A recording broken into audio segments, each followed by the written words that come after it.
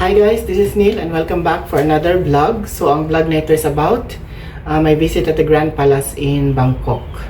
Kasi ng mga first and second visit ko, hindi ko pa talaga siya na-visit ng maayos dahil kulang ako sa oras. And hindi ko kasi alam i-adjust yung pag-check-in and pag-check out dito sa Bangkok or yung pag-stay ko dito nung mga previous visits ko. So kaya naman this time, dahil kailangan ko makarating doon before 2 o'clock in the afternoon, para naman ma-enjoy ko yung aking Grand Palace visit. So tara at samahan niyo ko sa aking Bangkok Grand Palace visit.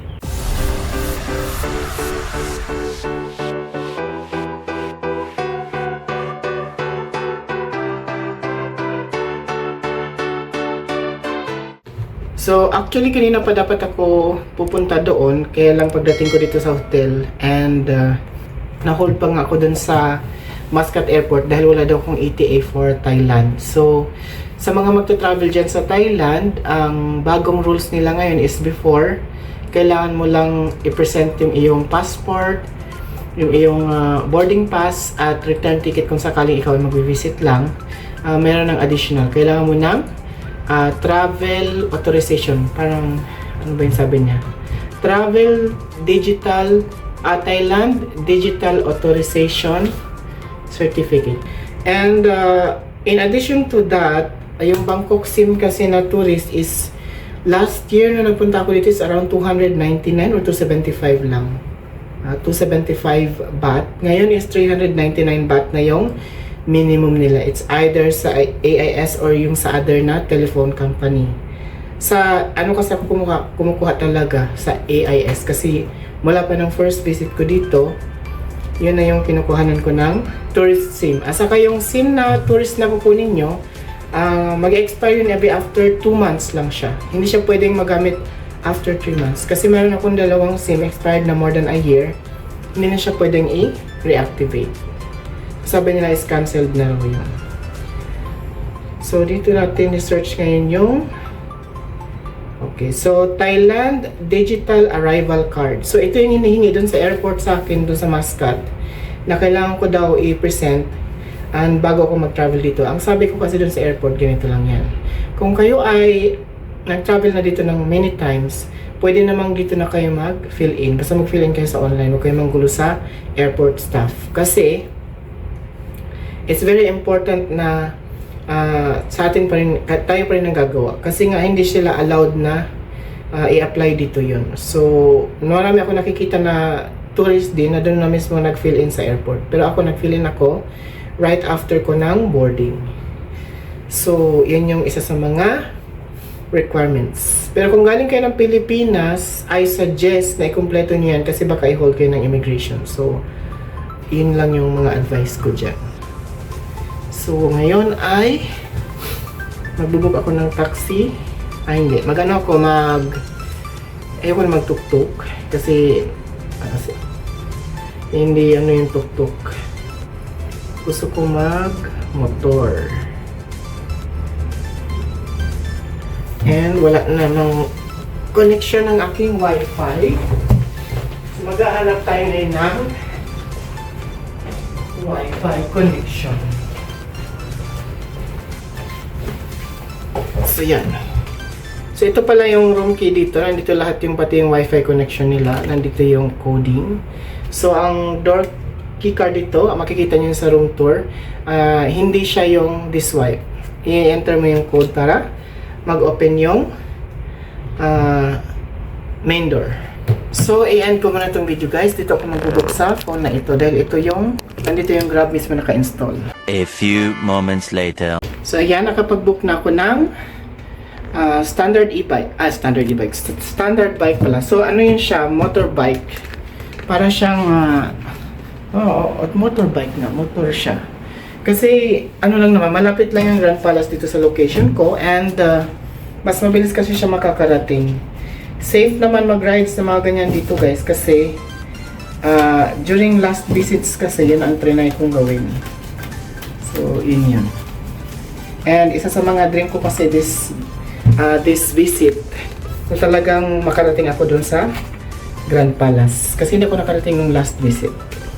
So, ngayon ako ipababa na at hihintayin ko yung aking service doon sa entrance ng hotel. So, yan.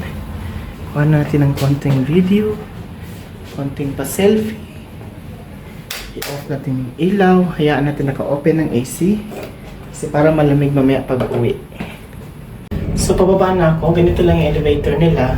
Simple but which is nice naman. So, yan. Ayan na siya. I'm taking video. I'll put it in my channel. Thank you.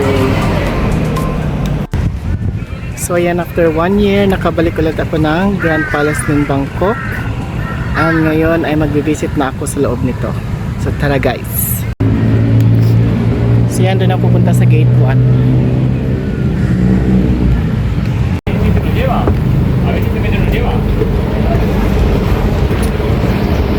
So dito daw sa subway na to, yung entrance.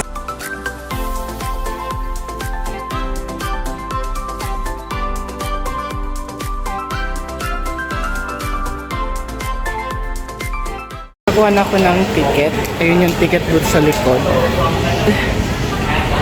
Meron ditong isang ano kaya to?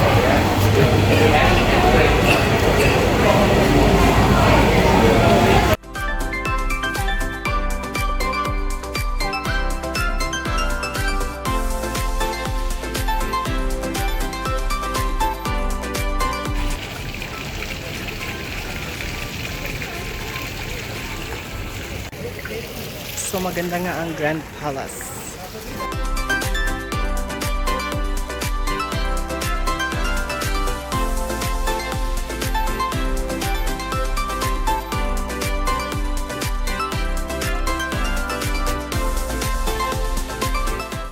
So dito na ako sa loob ng palace sa may murals area.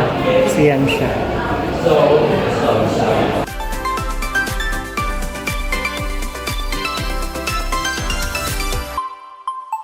So dito ay another murals painting na naman. Another attraction ng Bangkok Grand Palace.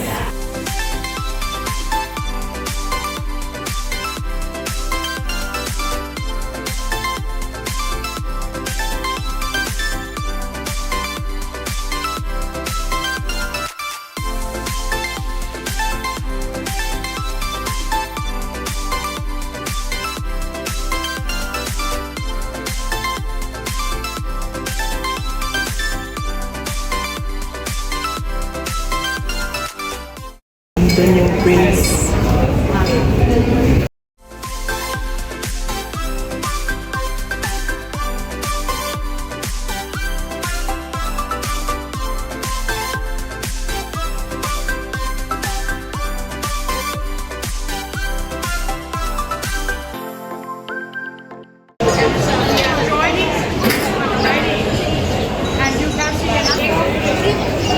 Right now, we are done to dance and go out.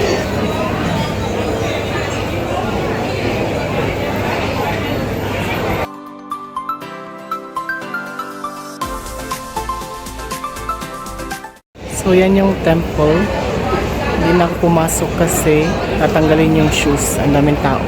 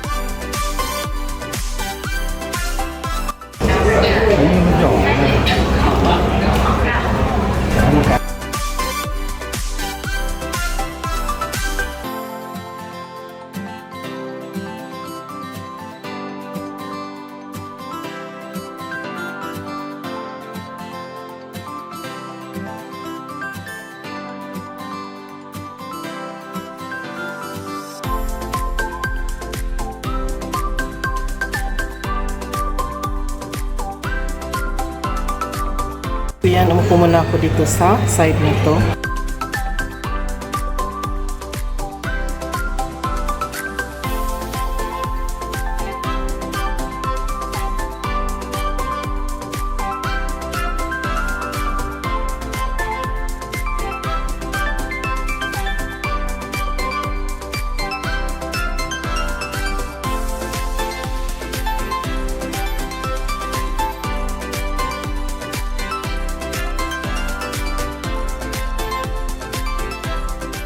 Ayan, naligaw ako sa likod. At tapos na yung aking visit sa Grand Palace. Kaya kung ikaw ay gusto mo mag-visit dito, 500 baht ang entrance ng foreign visitor. So thank you for watching this vlog. Please don't forget to comment, like, and subscribe to my channel para lagi kang updated sa aking mga travel vlogs. Bye!